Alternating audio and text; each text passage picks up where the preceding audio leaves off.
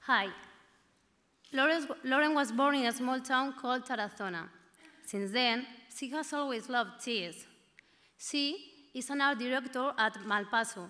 It's a publishing house in Barcelona. Malpaso means misstep, but despite this, I feel that it's a good step. Here's another paradox. 2 years ago, I came to Barcelona for love of this profession. I like to say, and it pleases me immensely to believe, that we are graphic translators of thought. Philosophy turned into branding. Consciousness raising ideas cast into image. We put a face onto the story. To quote the great Milton Glaser, we gain access to people's minds, and as such, carry the responsibility of being solid citizens, and recognizing that if we possess the ability to transfer ideas from one point to the other, they must not be harmful in nature. And it is precisely this that I wish to speak today, the mental harm caused or instigated by citizens of presumable good standing. And without further ado, Tribu.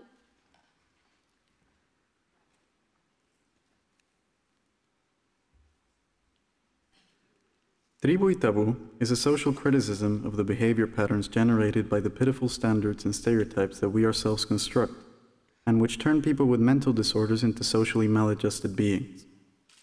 This criticism is expressed graphically from the first page to the last, indeed, right from the front cover. The title makes typographic play with the word tribe, which is repeated uniformly to represent the norms imposed by society, and it is the fulfillment of these norms that equalizes all of us.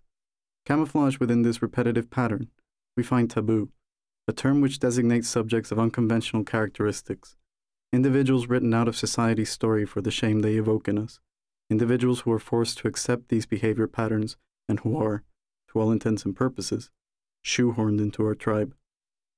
Tribu y Tabú is a book written by Édipe de Ludovic, a Russian psychoanalyst and behaviorist born in 1856. His first name is drawn from Sigmund Freud's psychoanalytical theory of the Oedipus complex, and his surname from the Ludovico aversion therapy technique from the novel The Clockwork Orange. This book was expanded and published in 2009 by his grandson, which is why, owing to the different times of conception and publication, there are sharp contrasts to be seen within the visual content. As soon as we open the book, we find fly leaves covered in blue velvet, an allusion to his work and, specifically, the couch where Ludovic analyzed the protagonist of his work.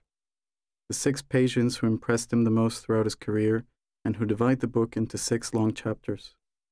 Next, we find the epigram, an excerpt from Francis Bacon's work Novum Organum. The human understanding is of its own nature prone to suppose the existence of more order and regularity in the world than it finds. Be warned, if you are going to peruse this book and see in this photo a bunch of crackpots behaving strangely, stop reading immediately. They are Monty Python. Welcome to the social circus. You're just another clown in the car.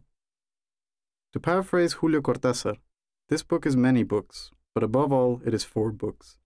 A navigation chart invites us to choose one of 4 possible interpretations traversing the 3 levels of reading. The first text is read, as per the habitual fashion, from beginning to end. The second consists of reading the central body of each page, which corresponds to the more technical descriptions of the mental disorders. The third consists of reading the even-numbered appendices that cut into the central body, written by Édipe de Ludovic, and providing a raw portrayal of the disorder. Finally, one can browse the odd-numbered appendices written a posteriori by Ludovic's grandson. The 6 chapters are possessed of the same structure. They begin with the medical file of the patient printed on blue carbon copy, and appear to be documents torn from Ludovic himself's notebook. Photographs and personal information are omitted to prevent the reader from judging by appearances.